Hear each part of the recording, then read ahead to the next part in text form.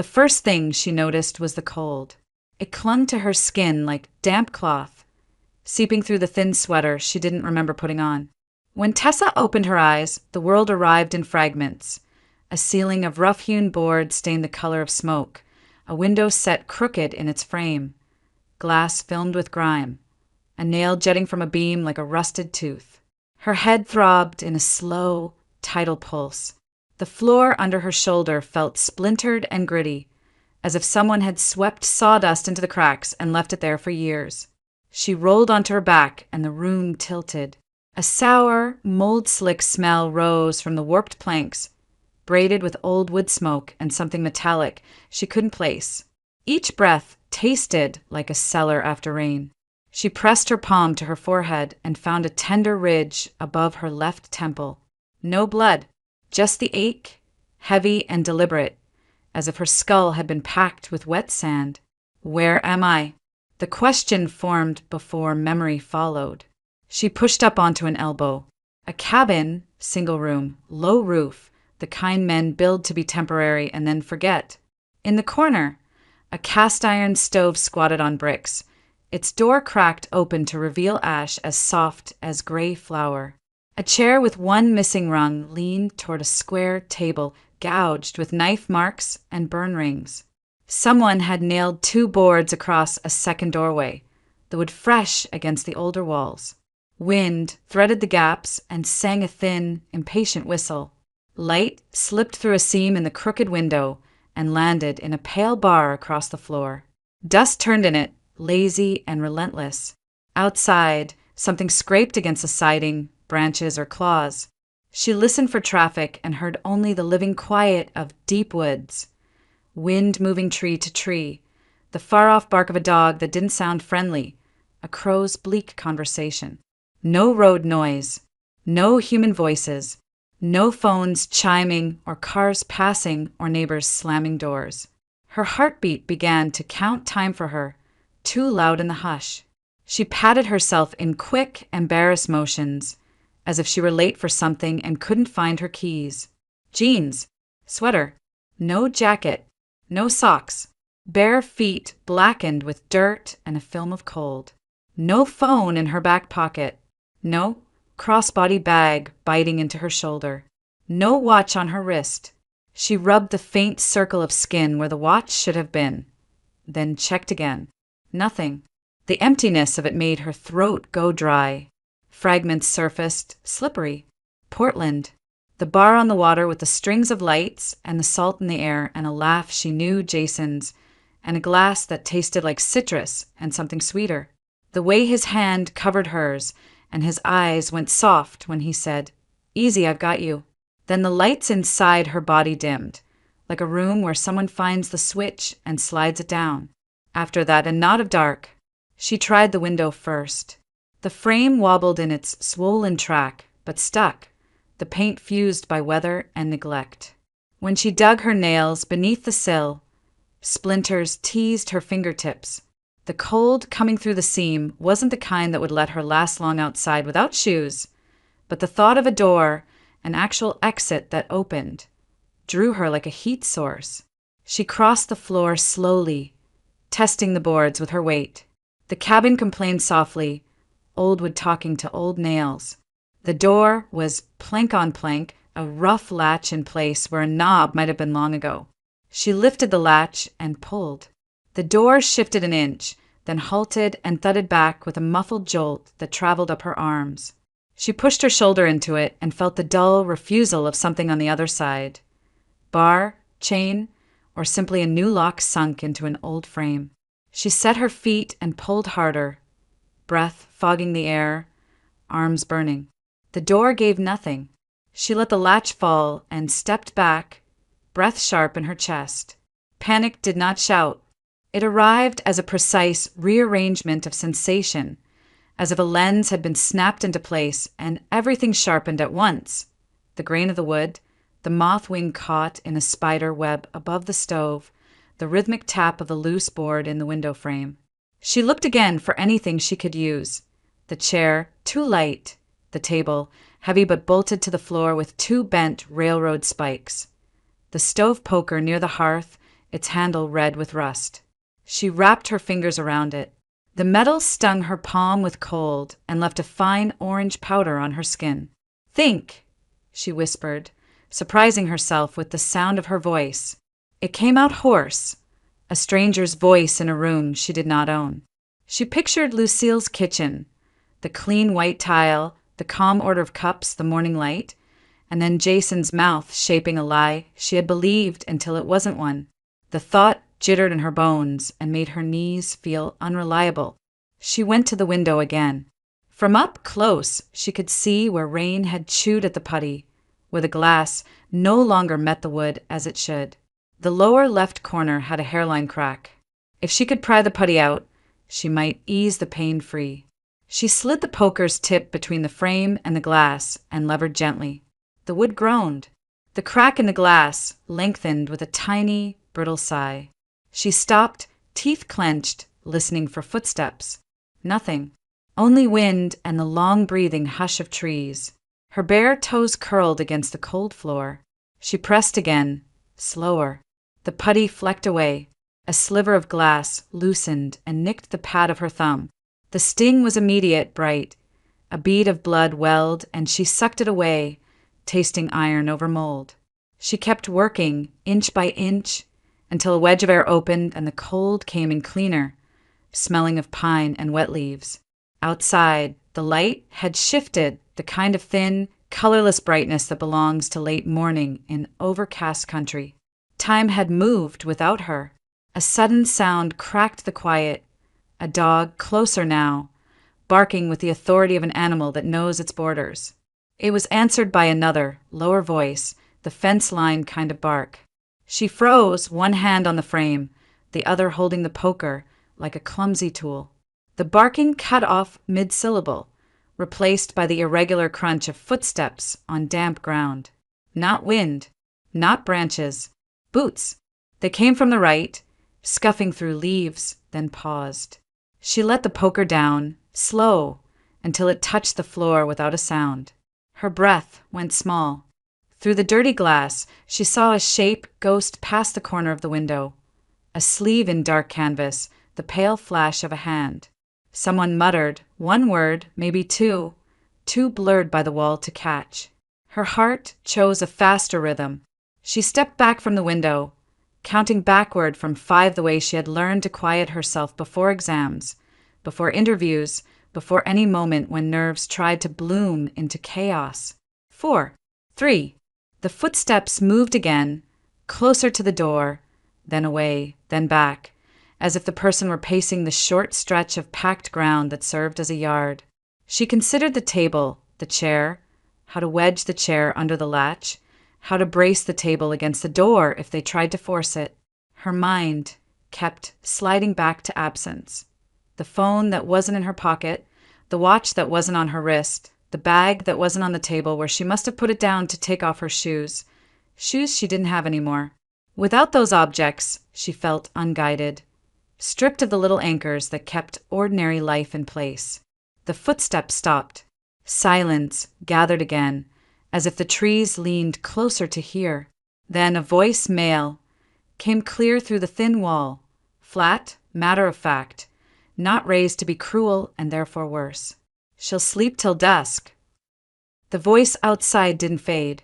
It drifted past the window again, then closer to the wall. Tessa froze, one hand still on the splintered frame.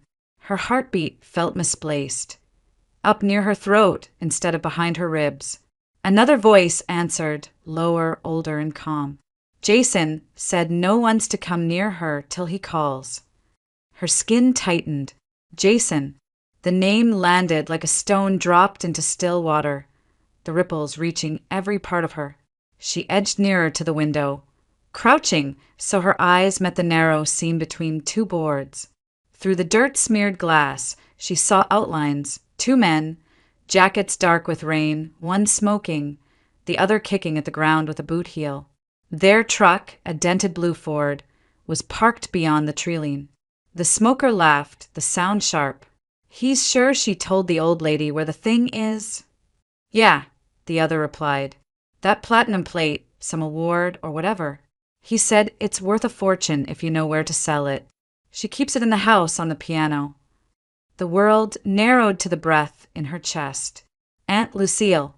The plate, silver white, heavy as history, was Lucille's one treasure, a lifetime ago, gifted after her final performance in New York. Tessa had dusted it as a child, knowing only that it shimmered when the light hit it right. The smoker exhaled toward the trees. You think the old woman's gonna fight back? Nah, the second man said, spitting. She's what, 70? Won't resist much. He said to go easy if she does, but you know how it goes. The sound of their laughter folded into the rustle of wind. Tessa's mind refused the words even as she understood them. Jason, her Jason, had sent these men. He had sent her here. The memory of his face, calm, amused, affectionate, flashed through her like a photograph, catching fire. She pressed her knuckles to her mouth. Her breath shook against her fingers. It made no sense. He had kissed her forehead before that drink, called her sweetheart, said they'd drive north for the weekend, a cabin getaway. She'd believed him because love had already rewritten her logic. Outside, one of the men circled toward the truck. He'll text when it's time. Wants us to hit the house around sunset. Tonight. Yeah, by then the girl'll be out cold. Said he dosed her enough for 12 hours. Dosed. The word scraped something raw inside her. The drink. The sweetness that had numbed her tongue. The smoker flicked ash into the mud. Crazy bastard. Risky pulling his girlfriend into this. He said she's not his girlfriend anymore, the other answered. Said she's stupid enough to keep her aunt's keys in her purse. Tessa's knees gave a little. She caught the edge of the table, steadying herself. A wave of nausea rose from somewhere deep, heavy as sea swell. They were going to her aunt's house. They were going to hurt Lucille. She crawled back toward the stove, where the shadows held her like a shroud. The cabin seemed smaller now, air thick with the odor of rot and smoke. Through the boards, the men kept talking mundane, practical details, like grocery clerks listing produce. Lock the door again before you go, one said. We'll be back around 7. She'll still be out. Their boots scraped, then receded. A door slammed. The truck engine coughed, grumbled, and pulled away down the unseen road. Silence followed, vast and unreal. Tessa stayed crouched for a long moment, the silence pressing against her eardrums until it hurt. When she finally moved, the movement felt borrowed. Her body didn't seem to belong to her. Jason. She mouthed the name, no sound attached. It was as if she were trying to pronounce a foreign word that refused to form properly. She saw again the way he had leaned toward her across the bar table, eyes soft under the amber light. You trust me, right? He'd said, and she'd nodded before he even finished. Now that memory had the shape of a knife, she pressed her palms flat to the floor. The wood was cold, splintered, unyielding. She thought of Lucille's hands, thin, elegant, always warm. Her aunt had held those hands against Tessa's cheeks once and said, Someday you'll learn that love isn't supposed to make you smaller. Tessa wished she'd listened. A faint ticking came from the wall, probably an insect behind the boards, but in her mind it sounded like a countdown. Dusk. They'd said dusk. If she waited here, Jason would come back. He would take what he wanted, and her aunt might not live through the night. She rose, the blood moving slow in her legs. Her fingers found the stove poker she'd used earlier. The metal had grown colder, almost alive with chill. She tested the window again. The crack she'd started had spread, spiderwebbing outward in thin white lines. She pushed at the loose corner until another fragment snapped free, slicing across her palm. The sting flared, followed by warmth as blood welled and ran down her wrist. She didn't stop. The air that came through the opening smelled of wet pine and earth. The forest waited, vast, silent, indifferent. She thought of the distance to Portland, of how far she might have been driven while unconscious. Maybe 50 miles, maybe more. It didn't matter. She would find a way out. Her pulse steadied into something colder than fear, an awareness that moved through her muscles like instruction. She tore a strip from her sweater, wrapped it around the cut, and pulled until the fabric darkened. The pain sharpened her focus. She stood at the window, measuring. The frame would hold long enough to cut herself free. Beyond the trees, light was already beginning to thin, the sky going colorless. The day was shrinking. Time was shrinking with it. Her mouth was dry when she whispered, "I have to get out." The words barely left her throat, but they steadied her anyway. She braced the poker against the frame, leaned her weight into it, and pressed until the glass gave with a small, surrendering crack that sounded, at least to her, like the first real heartbeat she'd heard since waking up. The sound of the truck faded until it became part of the wind. For a long while after, Tessa stood listening, waiting for the noise to return, half convinced it would. When nothing did, she turned toward the window. The glass was cracked and loose, her blood drying dark on the pane. There was no plan, only instinct to get out. She wedged the stove poker into the frame again. The wood groaned, a seam split, and the glass surrendered with a shiver that scattered splinters onto the floor. Cold air poured in, tasting of pine and rain. She swept the shards aside with her sleeve, hoisted herself onto the sill, and pushed through. The frame bit her hip, the nails catching fabric, but then she was outside, half falling, half landing on damp earth. The ground struck her knees, and the breath left her lungs. She crouched, palms pressed into the mud, heart pounding too loud for the silence she was entering. The cabin looked smaller from out here, leaning into the trees like it had been abandoned decades ago. No lights, no voices, only the groan of wood in the wind. Tessa forced herself to stand. Her bare feet sank into the cold ground. The first step tore skin from her heel. The second hurt less because the first pain had already taught her what to expect. She stumbled toward the treeline, following no path, just distance from the door that had held her and the men who might return. Branches clawed her arms. Her sweater snagged on a thorn and ripped with a sound that felt too loud, like the forest would hear and object. She pulled free and kept moving, slower now, trying to quiet the noise she made. The air smelled of wet bark and something faintly animal. She didn't look back until the cabin vanished behind her. Then she let herself breathe. The forest wasn't thick, but it was endless. Pines standing close, their trunks dark with rain. Patches of moss glowed dimly in the gray light. Each step was a negotiation between pain and balance. Pebbles pressed against raw skin, leaves slick underfoot. Somewhere far off, a bird called, the sound both alive and lonely. She didn't know where the road was. She didn't even know if there was one. They could have driven her north, west, anywhere past the city limits. The thought made her chest tighten, but standing still wasn't an option. A branch cracked behind her. She froze. Silence. Then another sound, a bark, sharp and impatient. A dog. Tessa's pulse stumbled. She scanned the trees and saw nothing, but the bark came again, closer this time, followed by the metallic rattle of a chain.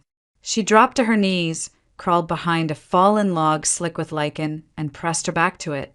The forest went still again, except for the small, rhythmic panting she realized was her own. She waited. The barking faded, then stopped.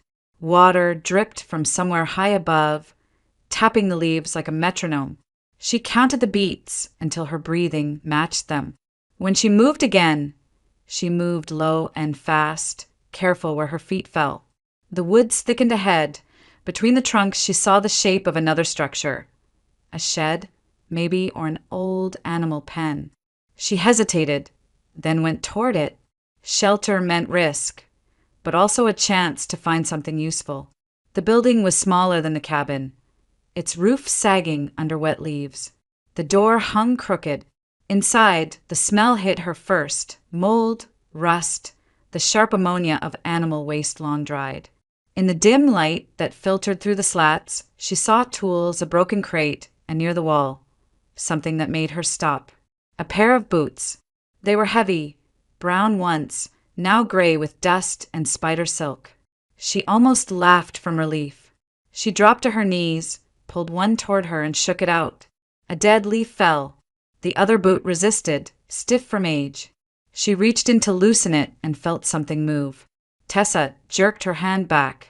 A small, wet squeal came from inside, followed by the dart of movement, fast gray gone. A mouse or a rat. Her throat tightened. She wanted to fling the boots away, to scrub the idea of it from her skin. But her feet ached, the soles bleeding. Survival, not comfort.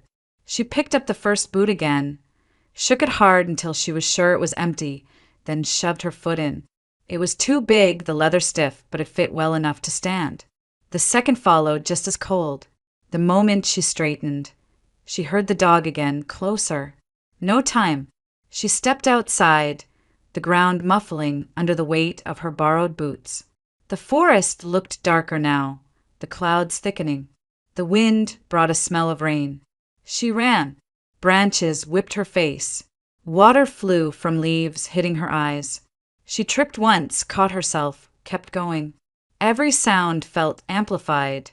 The thud of her feet, the rasp of breath, the distant bark that refused to fade. After a while, the dog's voice grew fainter, replaced by the steady hum of the forest settling back into itself. Tessa slowed, clutching a tree for balance. Her lungs burned. The boots were heavy, her feet slippery with blood inside them. She leaned her forehead against the bark and listened to the pulse in her ears. Somewhere behind her, the last echo of barking broke apart into nothing. She could no longer tell where it had come from. Only the wind remained. She straightened, wiped rain from her face, and looked around. The trees blurred into mist, the kind that thickened as the day began to die. The light was already dimming, that gray hour before dusk when every shadow could be a person. She didn't stop to wonder how far she'd gone. She didn't dare. She moved again, one foot after the other, breath shallow, hand scraped raw. Every step away from the cabin felt like a promise, every breath a test of will. The mist rose higher, swallowing the lower trunks of the trees, softening the world until only her movement proved she was still part of it. By the time the first drop of rain hit her face, she was no longer sure which direction was forward. But she kept walking, boots heavy, heart louder than the storm building above her, vanishing into the forest's pale breath, a flicker of motion swallowed by the gray. The rain came first as a whisper, thin threads falling between the trees. Then it thickened, drawing veils across the forest until the world turned to gray water and sound. Each drop carried cold deeper into Tessa's skin. The wind pressed the rain sideways, filling the space between trunks, turning the pathless ground into a network of mud veins. Her boots sank half an inch with every step. The leather had already soaked through. Each movement released a small squelch that seemed to echo. She didn't know how long she'd been walking. Minutes, maybe hours. Time had dissolved into the rhythm of foot, breath, heartbeat, rain. Every now and then she stopped, certain she heard a new sound, an engine, a voice, but it was only the forest talking to itself. The rain had its own language, and she couldn't tell when it began to imitate human things. She lifted her face, blinked against the water, and saw nothing resembling direction. The trees all looked the same, tall, black, stripped of meaning. Her breath came out in small clouds that vanished immediately, as if the air refused to remember her. Her thoughts drifted to dry places because her body needed them. She saw her apartment again, the soft yellow light, the stack of unpaid bills she'd been meaning to handle, the plant by the window that Lucille had given her last Christmas. Something that needs attention, her aunt had said. So you remember to slow down. Tessa had laughed. You mean something to make me feel guilty every time I forget to water it. Lucille's smile had been fond and tired. That's what family's for. Now, in the rain, the memory cut deep. She kept walking, wiping her face with her sleeve, though it was useless. The rain blurred everything into streaks: trunks, moss, even her own arms. It was as if the world refused edges. Jason's face intruded next. Not the stranger from the cabin's whispered conspiracy, but the man she'd fallen for, the one who had stayed up late fixing her laptop, who brought her black coffee even though he preferred it drowned in cream, who'd said, "You and we don't need anyone else." She'd believed it. The memory now felt like poison disguised as sugar. She pushed it away, but the past was relentless. It began to play scenes uninvited, clear as glass. The last argument with Lucille, the way the afternoon light had cut across the kitchen tiles. Lucille had stood at the sink, hands still wet from washing fruit. "You don't know him, Tessa. He asks questions that have nothing to do with you. About the house, about the things I keep here. That's not love." Tessa had been leaning against the doorway, arms crossed, defensive. "You think everyone's after something." "And you think no one is," Lucille had replied softly. "That's how people like him find people like you." That had been the trigger, sharp and unfair. Tessa had stepped forward, voice rising. "You're not my mother!" The words had come out louder than she'd meant, snapping the air. Lucille had flinched, not from volume, but from heartbreak. She dried her hand slowly, turned off the faucet, and said nothing else. The silence that followed had been the longest they'd ever shared. Tessa remembered walking out, slamming the door, her chest full of victory that turned sour before she reached the end of the driveway. She'd driven to Jason's apartment that night, needing someone to make her feel right. And he had too easily. Now, trudging through the storm, that memory crawled under her skin. Regret didn't need warmth to burn. "I'm sorry," she murmured, though there was no one to hear. Her voice vanished into the rain. The mud deepened. Her boots grew heavier, every step pulling against suction. Once, she slipped, catching herself on a root, but the jolt sent pain lancing through her arm.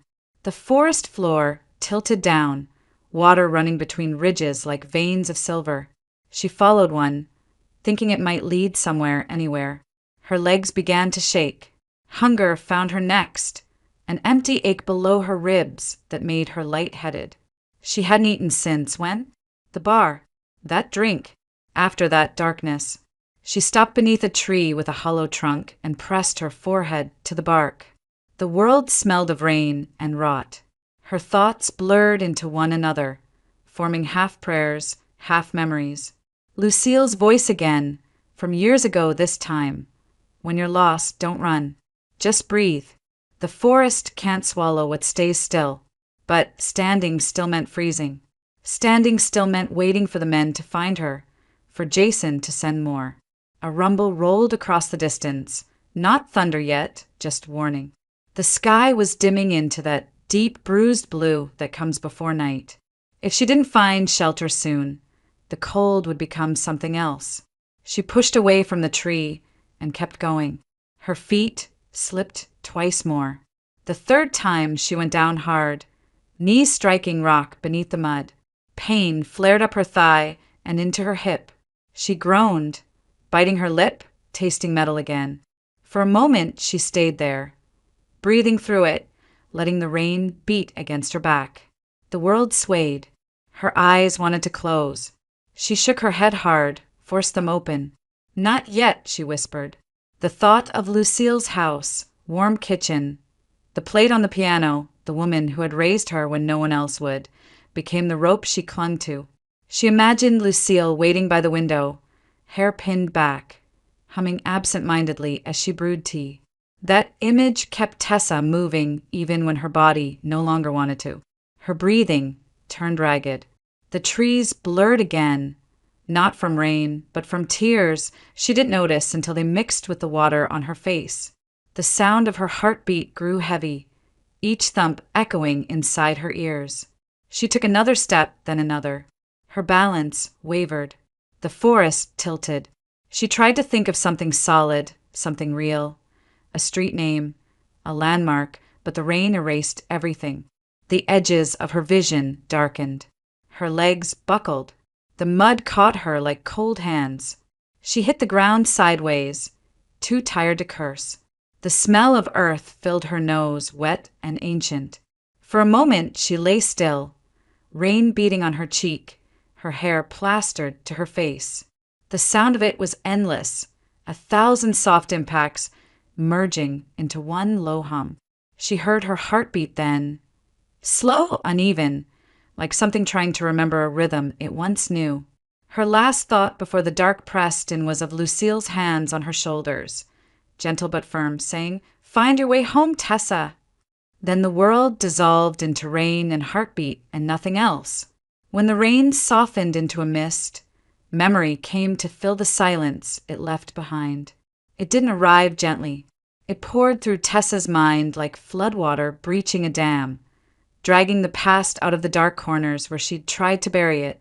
She saw her mother first, Evelyn, smiling from behind a camera's flash, lips painted the color of cherries, skin glowing with the kind of beauty that always made people stop mid-sentence.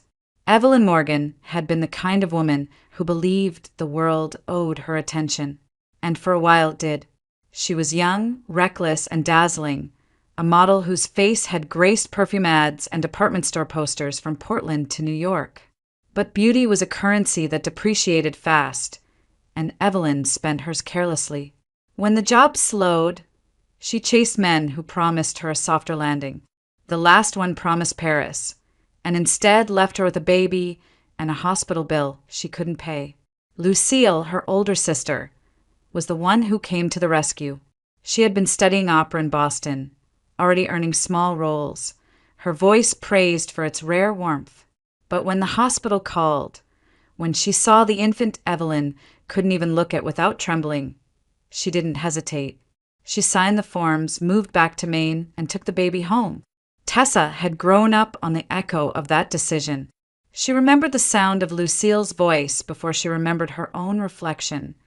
Soft, round vowels filling the small house in the evenings as her aunt rehearsed. Even lullabies sounded like arias. Lucille's love wasn't dramatic. It was consistent, quiet, folded into everyday things. The extra blanket tucked around Tessa's feet, the smell of cinnamon bread on Sunday mornings, the steady rhythm of a woman who built her life around someone else's child. But love that constant can feel invisible to a girl desperate to be seen. By the time Tessa turned 16, her world had shrunk to the narrow streets of Portland's East End and the small circle of friends who measured worth by how far they could throw themselves beyond it. She'd wanted more than the quiet house, more than the discipline of a guardian who asked where she was going, who she'd be with, what time she'd be home. Lucille would wait up for her every night anyway, book in hand, eyes tired but patient. "Did you eat?" she'd ask. "Yeah," Tessa would mutter, stepping past her. Then, "Good night, love." Sometimes Tessa answered. Sometimes she didn't. In school, she was bright but distracted. Her art teachers said she had talent.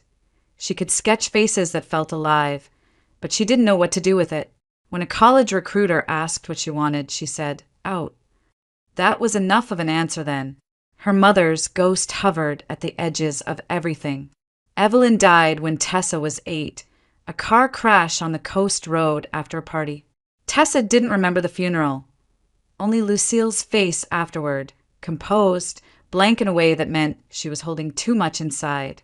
After that, the house became a shrine of small silences. Lucille rarely spoke of her sister, but every so often she'd look at Tessa with that soft, worried sadness, as if trying to rewrite an old mistake. It was around that time that Tessa learned the power of being noticed.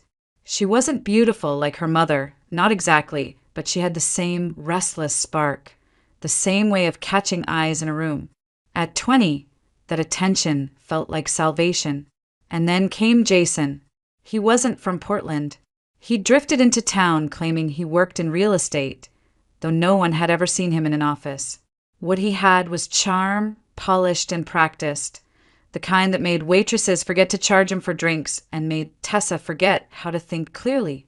He met her at an art gallery opening she'd wandered into by accident, wearing a thrift store dress she'd bought because it looked like something her mother might have worn. Jason had looked at her that night like she was the only real thing in the room. "You see everything," he'd said, studying her sketchbook when she showed him a few drawings. "But you hide half of it. That's why your work feels alive. It's fighting itself." No one had ever said something like that to her before. She'd felt exposed and adored at once. He began to fill the gaps Lucille's quiet love could never reach. With Jason, everything had urgency. He brought her to new places, the coast at midnight, the rooftops overlooking the city lights. He told stories about leaving behind people who didn't understand ambition, who wanted him to settle. She saw herself in those words. Lucille didn't. At first, she'd stayed polite, invited Jason for dinner, asked questions that were all concern disguised as conversation. He answered them smoothly, smiling with that easy confidence that could charm anyone who didn't know what to look for. But Lucille was hard to fool. After he left, she'd turned to Tessa, voice low. "He's clever, but clever men who need admiration are dangerous." Tessa had rolled her eyes. "You don't know him." "I don't have to," Lucille had said simply. "I know the type." The words stung because they came from the woman who had never once insulted anyone. Lucille didn't argue, didn't raise her voice, she observed. That quiet scrutiny felt unbearable.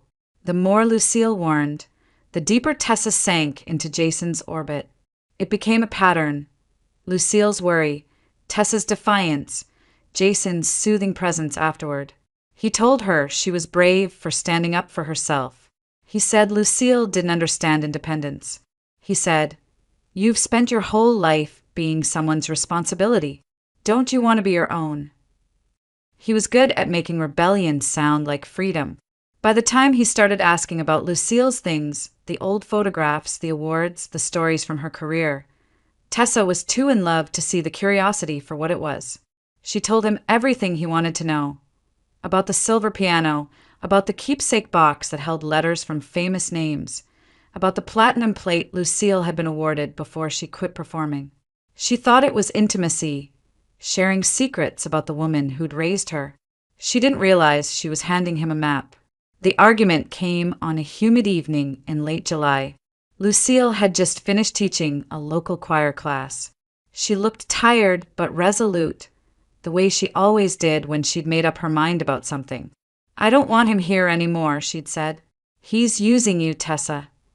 Tessa's temper had sparked immediately.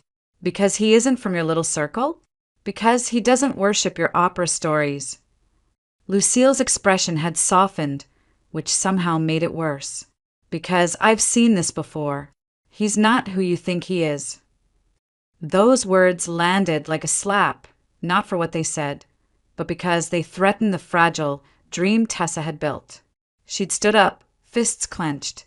"You're wrong about him. You always think you're right, but you're wrong this time." Lucille had sighed, the kind of sound that wasn't defeat, but heartbreak. "I hope so." But Tessa didn't want hope. She wanted certainty. She wanted to believe in the world Jason had promised her, the one beyond rules, beyond caution, beyond the quiet house that had kept her safe but restless.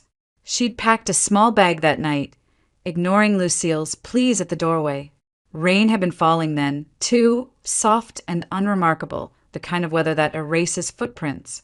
Jason's car headlights had cut through it, bright and waiting. He'd smiled when she climbed in, touched her hand, said, "You did the right thing." She'd looked back once through the window. Lucille stood on the porch in her robe, hair wet from the rain, one hand raised in a gesture that wasn't quite goodbye. Tessa turned away before guilt could take shape. That was the last night she'd seen her aunt before everything began to unravel. They left the apartment just after sunset, when the sky over Portland had turned the color of bruised plums. Jason said he knew a place on the water, quiet, no tourists, the kind of bar where the bartender remembered your name. He drove with one hand on the wheel and the other resting easy on Tessa's knee, the gesture gentle enough to pass as comfort. Streetlights slid over the windshield in thin, broken bands. The smell of the bay came in through a cracked window, salt and diesel and low tide. The bar was wedged between a bait shop and a shuttered boathouse, its sign a weathered plank with a gull painted in flaking white. Inside, everything was close and dark, knotty pine walls, a ceiling fan clicking a steady beat, a jukebox that looked like it had been retired since the first Bush administration. A few men in rain jackets hunched over their beers. The river beyond the back windows moved in long, metallic sheets. Jason steered her toward a corner table. "Told you," he said, smiling. "Local secret." The bartender, gray ponytail, Red Sox cap, gave Jason a nod like they'd met once and decided it was enough. "What are you having?" "2 house specials," Jason said before Tessa could speak. "Make hers with the good stuff." The man smirked. "There's only one kind of stuff." They sat. Jason reached across the table and covered Tessa's hand with his. "You doing okay? You looked tired earlier. Work beating you up again?" "I'm fine," she said. It was mostly true. She hadn't slept well the night before. Lucille's face kept appearing when she closed her eyes, tired, disappointed, that soft expression that made Tessa feel both loved and judged. She pushed the thought away. Jason squeezed her fingers. "You deserve better than stress and guilt. Trust me, okay? We're getting out of this city for a couple days. I found a place up north. Woods, a lake. No one to bother us." "Like a cabin?" she asked, half teasing, picturing quilts and board games and the uncomplicated comfort of being wanted. "Exactly." He leaned back as the bartender set down 2 wide rocks, glasses bristling with citrus. The liquid inside glowed a deep coral red, sleek as lacquer. "Special mix," Jason said. "You'll like it." She lifted the glass. The rim smelled like orange peel and something floral. The first sip was summer, sweet, bright, a little bitter at the end. "What is it?" "Trade secret," Jason said. "Finest in the house." He watched her over the rim of his own glass, eyes soft, mouth tilted in that almost smile he used when he wanted her to feel like he was sharing a joke only they understood. She smiled back, a reflex. The jukebox clicked into a slow track, a woman singing about coastal roads and second chances. The room seemed to loosen around them. They talked about nothing. He asked about sketches she hadn't shown him yet. She asked about the road north, how long, what to pack. He said he had it covered. When she reached for her phone to text Lucille that she'd be gone for the weekend, Jason touched her wrist lightly. "You don't owe anyone an itinerary," he said, so gentle it landed like permission. She nodded and took another drink. The second sip ran hotter. The sweetness deepened, shading towards syrup. A small numbness skimmed the back of her tongue. She set the glass down. "That's strong." "House poor," he said, amused. "We can get you water if you want." "It's fine." She tried to find the line between cautious and fun, and aimed at fun. The fan clicked overhead, a steady metronome. The river flashed under the windows. Jason told a story about getting stuck on a back road in a snowstorm and being rescued by a guy with a plow and a Labrador that wouldn't stop howling. He did voices, she laughed. The laugh felt a half-second late. She reached for the glass again, without thinking. The third swallow was colder, then warm in a way that moved too fast. Her head floated a fraction above her spine. She blinked, and the room pulled back a little, like a camera dollying away while keeping her face centered. "Slow down," Jason said, smiling as if he were teasing, but his eyes stayed fixed on her. "You're not trying to outdrink me, are you?" "Not a chance," she said. She meant it as lightness. The words missed their mark, came out softer than she'd intended. Heat gathered at the base of her skull. It spread in a thin sheet, reached her ears, slid behind her eyes. She took in a breath, and the breath came shorter than she expected. The bartender moved along the counter and left a thin, wet trail with a rag. The trail seemed to shine too brightly, as if the room had decided to highlight small things and neglect the rest. "Maybe water," she said. "On it." Jason rose and went to the bar. The world jogged when he stood, a gentle jump. She steadied her elbows on the table. Her phone had slid under her bag strap. When she reached for it, her fingers misjudged the distance and touched only wood. He returned with a glass of water, slid it toward her. "Here you go, champ." She took a mouthful. It tasted faintly metallic, like the air after lightning. He watched her drink. She registered it distantly, as if seeing herself from just outside her body. Girl in a corner booth, boy smiling, rain starting again beyond the window, the fan clicking, clicking, clicking. "Jason," she said, because his name seemed like a thing she should be able to hold. "What's in?" She meant the cocktail. The sentence took a turn and didn't arrive. "Citrus, bitters, a little something to smooth the edges," he said easily. "You're safe." That last word opened and shut like a door in her head. Safe. The music sounded far away now. The men at the bar were outlines. Jason's face had moved closer without crossing the distance. He touched her cheek, thumb gentle. "You look tired." "I am." The room tipped, a soft, slow pour. She gripped the table edge, and the wood felt both too smooth and too far from her hands. "Let's get you out of here," he said, voice calm. "Fresh air will help." He stood, lifted her bag, draped her jacket over his arm as if she'd asked him to. When she tried to rise, her knees offered suggestions instead of support. He slipped an arm around her waist. "Got you." The night air hit her and did nothing. The river was black glass. The parking lot lights made halos in the mist. He guided her toward the car, door already open, seat already angled back. She thought of the text she hadn't sent. She thought of Lucille standing by the window in a robe, hands wrapped around a mug. She tried to shape a word and got breath instead. "Sleep," Jason murmured, buckling her in. He kissed her forehead, the gesture practiced. "We'll be at the cabin before midnight." Cabin, she thought. A good word. It held quilts and quiet and the promise of waking up without alarms. As the car moved, streetlights stitched a pattern across the roof liner. Her stomach rolled once, angrily, then settled as if it, too, had been persuaded. City edges gave way to dark lanes. The hum of tires became part of her bloodstream. When she turned her head, the world lagged. Jason's profile was a cutout against the dash glow. He drove with both hands now, mouth set in a neutral line. She wanted to ask him to turn around. She wanted to say she'd changed her mind, that she wanted to go home and be small and safe in the house with the piano and the plate and the woman who had never once left her. But her lips were a fraction too slow for the thought. She slept, or something like it.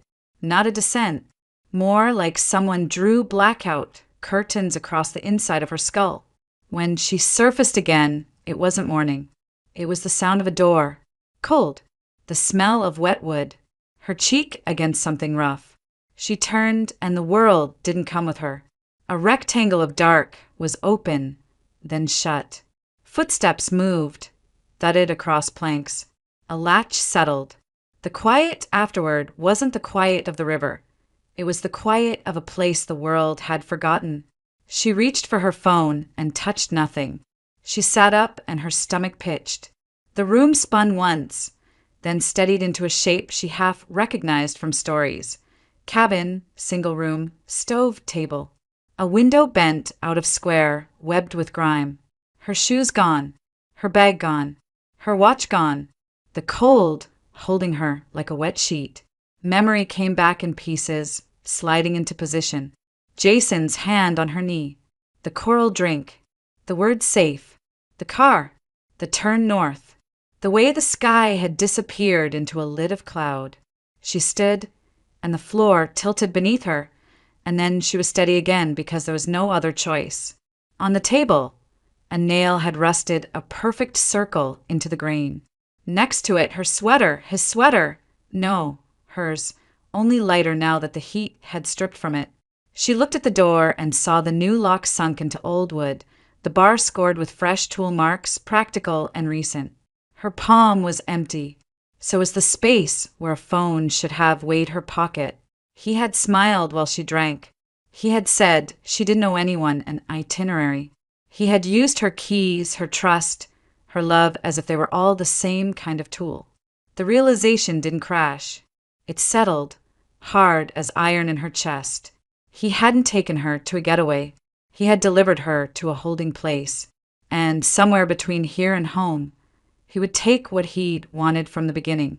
The plate on Lucille's piano, the letters, the house, the woman who wouldn't resist much. Tessa gripped the edge of the table until her nails bit wood. In the corner, the stove gaped dull and cold. The nail above her temple throbbed, a metronome counting down. Everything he'd said had been a key, and she had handed him the door. Rain drummed against the canopy of pines, steady as breath. Somewhere beneath that gray rhythm, the forest held its own heartbeat, slow, patient, indifferent. When Peter Hall found her, he thought she was dead. He'd been patrolling the southern edge of Baxter State Park, scanning the ridgelines for downed trees after the storm. It was supposed to be a quick check before nightfall, but the beam of his flashlight caught something pale among the ferns, a hand. Mud-streaked, fingers curled loosely, nails blue with cold. "Hey," he called, voice steady out of habit. "Hey there." No answer. He crouched beside her, brushed the wet hair from her face, and saw the shallow rise of her chest. Alive, barely. Her lips trembled with each breath. Her boots were soaked through. One was missing a lace. He pressed 2 fingers to her neck, counted, and exhaled. "Jesus." He shrugged off his jacket, wrapped it around her, and lifted her as gently as he could. She was lighter than he expected, her head lolling against his shoulder. The nearest road was half a mile away. By the time he reached his truck, his arms burned and his knees ached, but she was still breathing.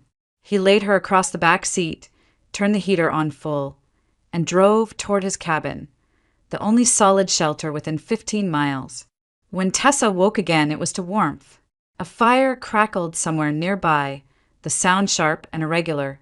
She blinked at the ceiling, logs stacked in clean lines, a lantern hanging from a hook. A quilt covered her up to the shoulders. It smelled faintly of cedar. She shifted, and pain came alive in her muscles. A deep, dull protest. The motion caught Peter's attention. He was sitting at a small table near the stove, radio in hand. "Easy," he said, standing. "You're safe. Found you out by the ridge." Her voice scraped when she tried to answer. "Where am I?" "My cabin," he said. "I called in an emergency to dispatch. Storm's got the line patchy, but they'll get a ranger unit out here soon." He poured water into a tin cup and knelt beside her. She drank greedily, the cold shocking her throat. When she finished, he looked her over again. "You been out there long?" "I don't know." He nodded, reading the truth in her face. His expression softened, a mixture of curiosity and caution. "You hurt anywhere?" "Just cold." He handed her another blanket. The firelight threw patterns across his face. Early 40s, maybe clean-cut but tired, the kind of man whose life had settled into solitude. "I'm Peter," he said. "You got a name?" "Tessa." She hesitated. "Tessa Morgan." "Well, Tessa Morgan, you picked a hell of a night to wander into the woods." Her lips parted. She wanted to laugh, but what came out was a trembling exhale. "I didn't wander." He raised an eyebrow. "Then what happened?" She looked at the flames for a long moment, the words fighting their way out. "Someone took me, locked me in a cabin. North of here, I think." Peter leaned forward. "You sure?" Her hands began to shake. "He drugged me. My boyfriend, Jason. I woke up there. I heard him. He sent people after my aunt. They were going to break into her house." The radio crackled. He turned it off. "That's a big accusation, Miss Morgan." "I know how it sounds," she whispered. "But it's true. He wanted something from her. A plate, silver, or platinum. I don't even know why." Peter studied her. There was dirt on her cheeks, blood on the sleeve of her sweater, fear buried in the whites of her eyes. All right, he said finally. I'll report it exactly as you said. You just stay put. He moved to the counter, picked up the radio again, and adjusted the dial. Base, this is Hull. I've got a female, mid-20s, found near Ridge 14. Says she was abducted, possibly drugged. Needs transport and medical. The response came through static. Copy that, Hull. Weather's closing in. Closest units, an hour out. Understood. He set the radio down and met her gaze. We'll get you to town as soon as it's safe. She nodded, but her body stayed tense. What if he comes back? Peter shook his head.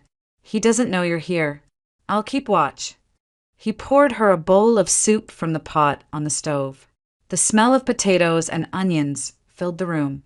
When she tasted it, the warmth made her throat ache with relief. After a few minutes, he spoke again. You said you woke up in a cabin. Can you describe it? It was old, she said quietly. One window. A stove. They nailed the door shut from the outside. Two men. I heard them talking.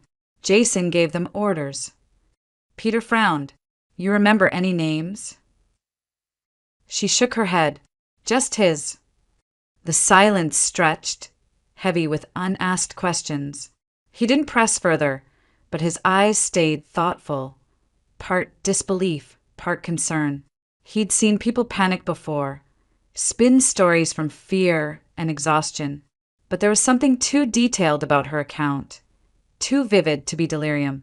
When the soup was gone, he checked the time. Ambulance should be on its way once the road clears. Till then, try to rest. She tried, but every creak outside made her flinch.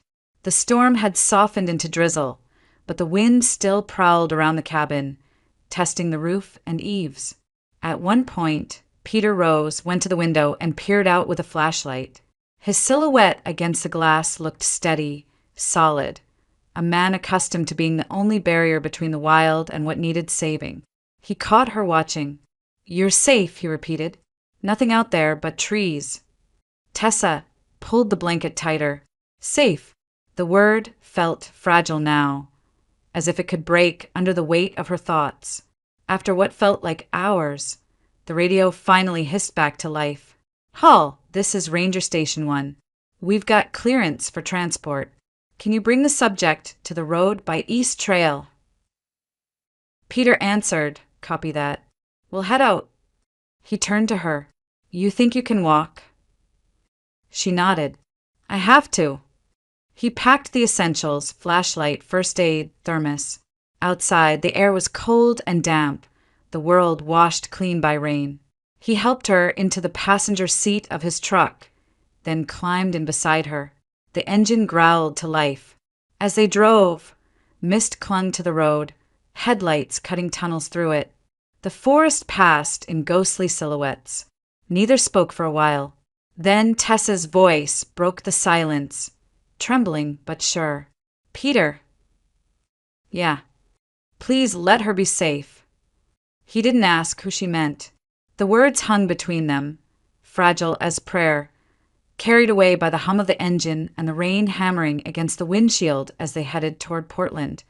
And the truth waiting there, the rain had tapered into a soft drizzle by the time Peter's truck reached Portland.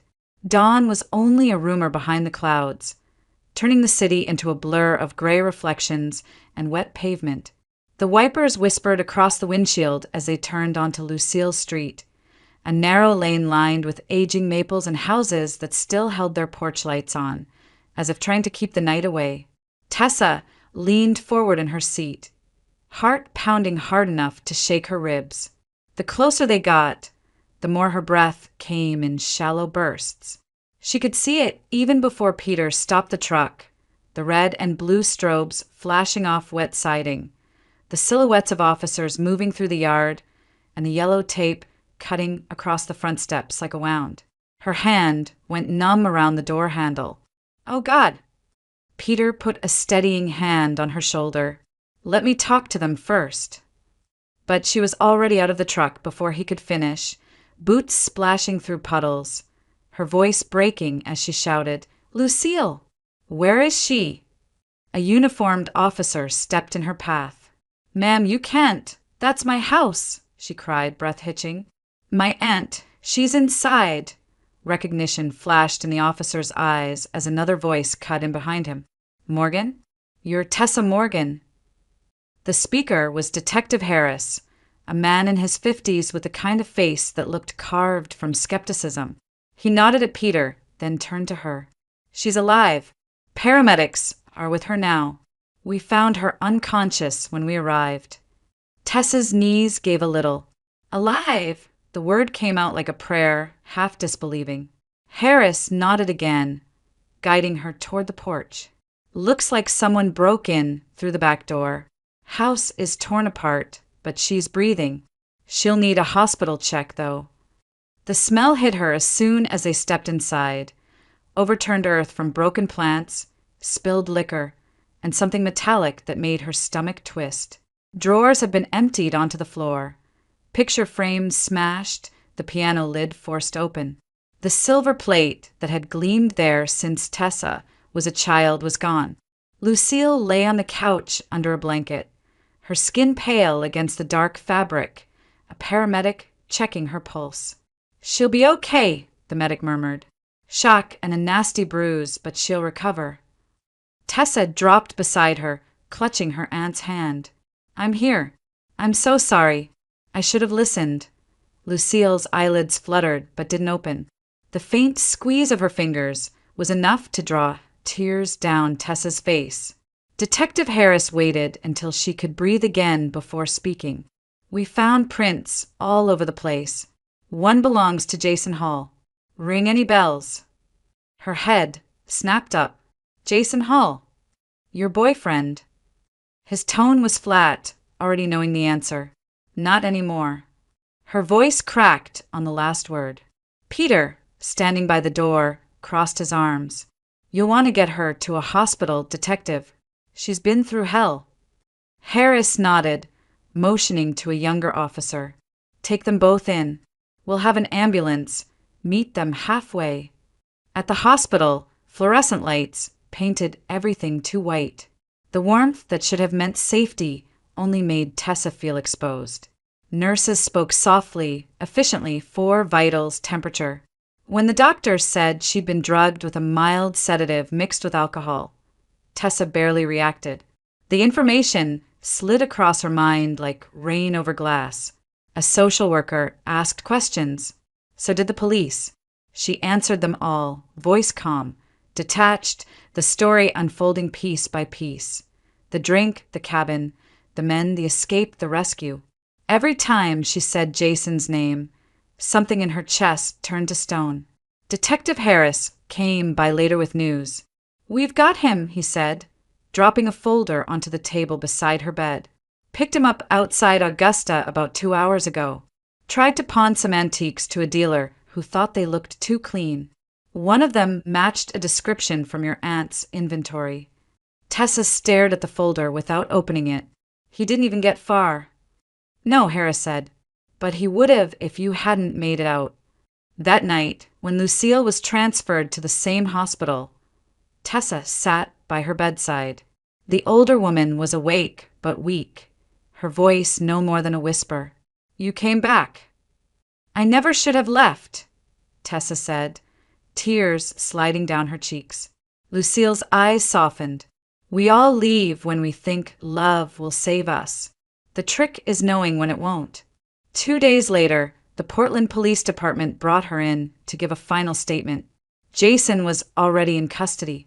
The interrogation room smelled faintly of coffee and disinfectant, a sterile cage of gray walls and bad lighting. They let her watch from the other side of the one-way glass. He looked smaller than she remembered, sitting there in his cuffed wrists and prison-issued sweatshirt. But the smirk was still there, that easy, practiced charm, stripped of context. He leaned back in his chair, eyes fixed on the detective who questioned him. When Harris asked why he did it, Jason laughed softly.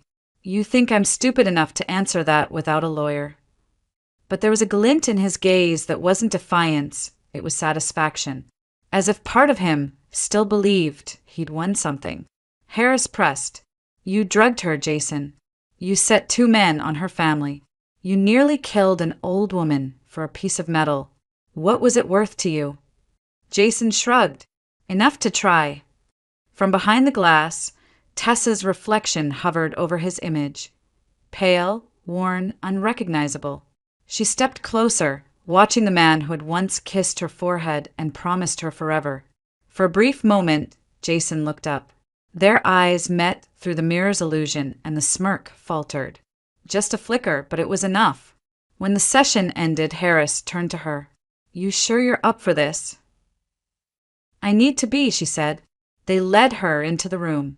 Jason's gaze shifted, calculating, but she met it steadily. The silence between them stretched, sharp as glass. Finally, she spoke, her voice low and even. You took everything from me, Jason, but you'll never touch my peace again. He smiled, a weak, bitter curve. That's so. She didn't flinch. That's so. The officer signaled for him to be taken away. Chains clinked. The door closed behind him with a final, heavy sound.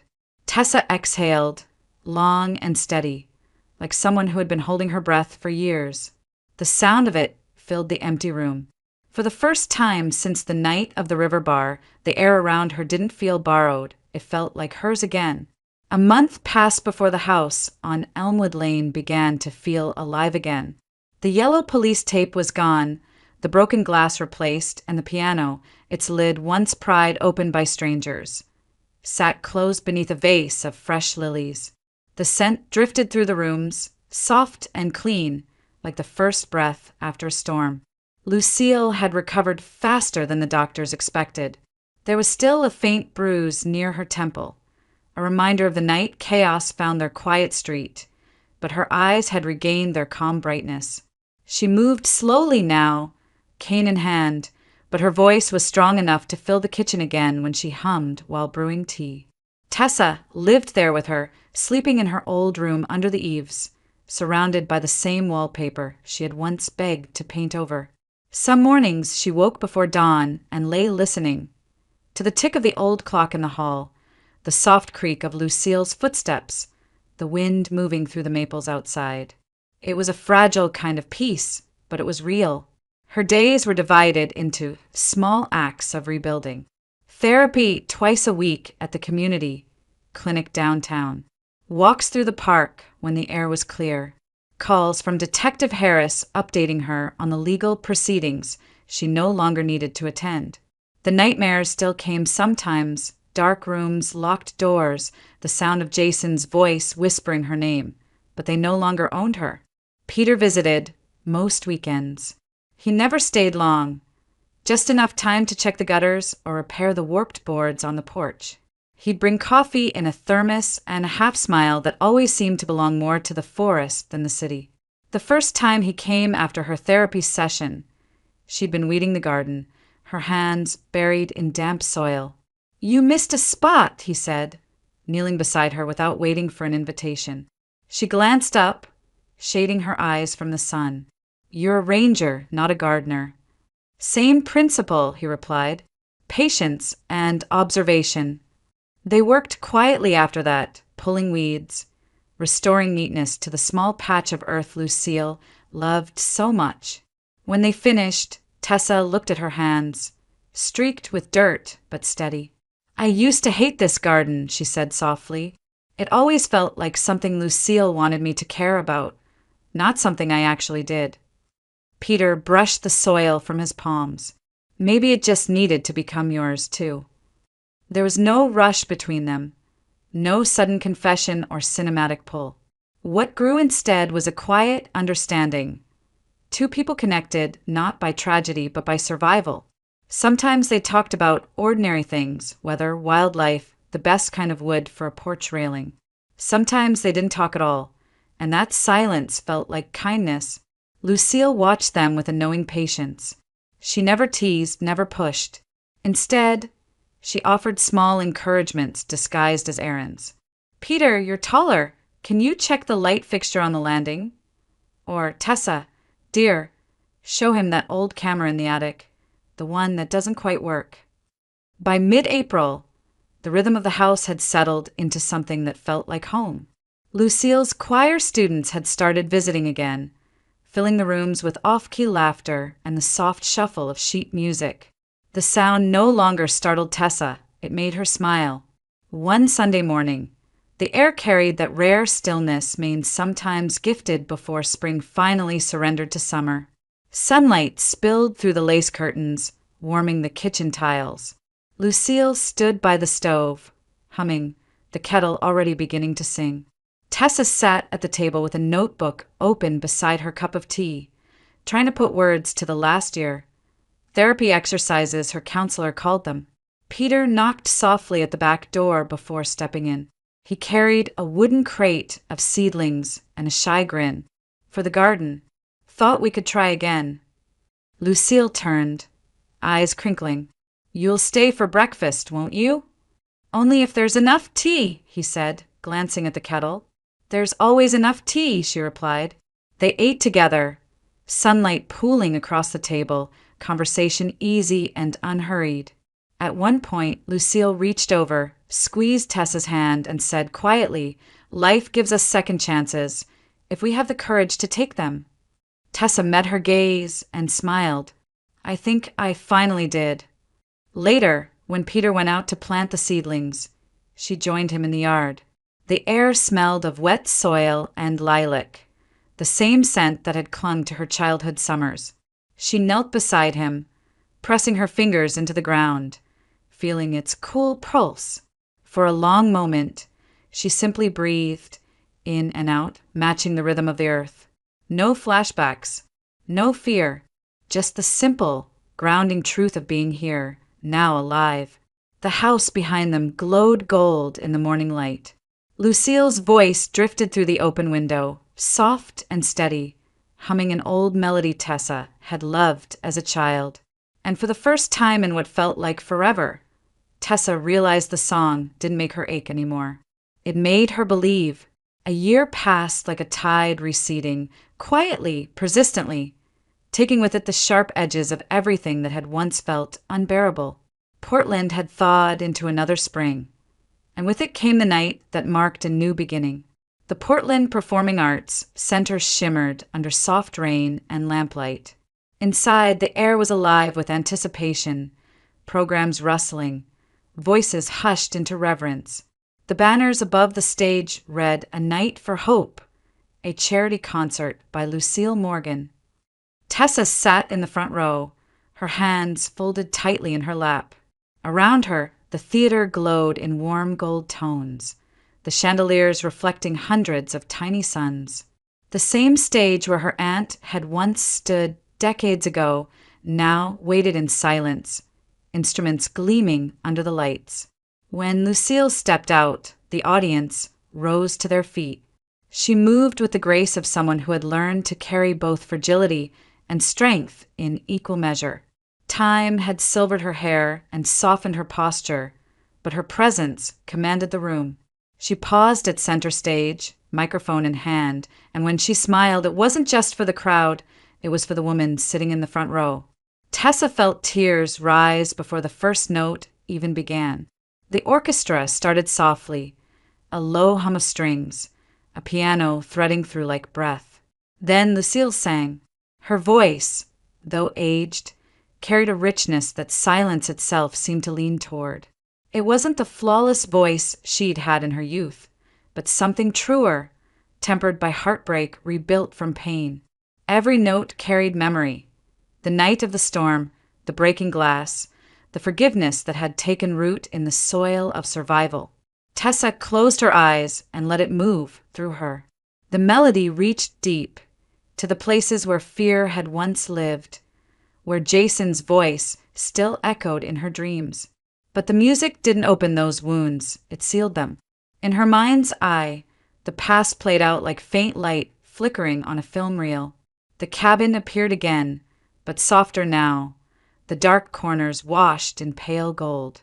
Rain whispered against the broken window. The forest shimmered under dawn's mist. She saw herself stumbling through that world of danger and confusion, and for the first time, She didn't feel trapped inside it. She was watching from a distance, outside the frame. The girl in that memory wasn't her anymore. The song built toward its bridge, a slow crescendo that filled the hall like sunrise. The orchestra swelled, and Lucille lifted her gaze from the sheet in front of her, looking down at the audience, at Tessa. Their eyes met, and for a suspended moment the noise fell away. Lucille's smile was small but certain, her eyes carrying the language of everything that had never needed to be said aloud. Forgiveness, pride, love. Tessa felt a hit her all at once, a quiet, radiant peace that expanded through her chest until it hurt to contain. The tears she'd held back finally fell, not from grief, but from gratitude.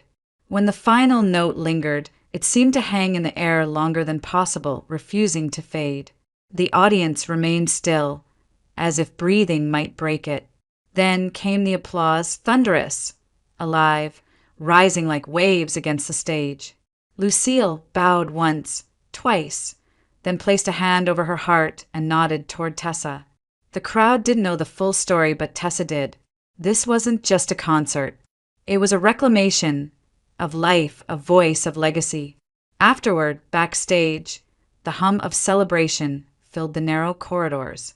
Flowers crowded every surface, scenting the air with lilies and roses. Lucille sat in a small dressing room, a blanket around her shoulders, a cup of honey tea in her hand. Tessa entered quietly. "You were perfect," she said, her voice soft. Lucille laughed, a sound warm as sunlight through leaves. "Perfect is for records. Tonight was real." Tessa knelt beside her, took her hand. "I think Mom would have been proud." "I think," Lucille replied, squeezing her fingers gently. She finally found her peace too. They sat together in silence, listening to the muffled applause still echoing from beyond the curtain. Peter arrived a moment later, smelling faintly of rain and pine. He handed Lucille a bouquet of wildflowers he must have picked himself. "Figured the fancy ones didn't stand a chance next to these," he said with a grin. Lucille chuckled, accepting them. "You always did have good instincts." Peter looked at Tessa, and their eyes met in the easy way of people who no longer needed to explain the road they'd taken. "You heading home soon?" "In a bit," she said. "I want to walk. The city's beautiful after the rain." He nodded. "I'll drive behind you just in case." When she finally stepped out of the hall, the night was cool and silver. The rain had stopped, but the streets still glimmered with its memory. The neon reflections on the pavement looked almost like brushstrokes, soft pinks, blues, and golds blending into one another. Tessa walked slowly, the sound of Lucille's final song still echoing in her chest. Around her, the city carried on, taxis gliding by, laughter spilling from a distant cafe, the world spinning forward without noticing her quiet rebirth. She paused under a streetlight, tilted her face to the sky, and closed her eyes. The air smelled of wet stone and possibility. Somewhere deep inside, she felt the last remnants of the past dissolve. The cabin, the fear, the voice that once told her she'd never be enough. All of it slipping away like fog under morning sun. Her life had begun again in the same place it had nearly ended. Not in some grand act of revenge, but in a simple, silent reclamation of peace. And as she stood there, light cascading over her, the words formed in her mind like a whisper carried by the wind. "Sometimes we have to lose everything to find the one thing that was always ours, love." She smiled, a slow, steady curve that felt like sunrise. Inside the concert hall behind her, a piano began to play, soft, deliberate notes echoing into the golden night, as if the music itself were blessing the silence that followed. "Fade out,"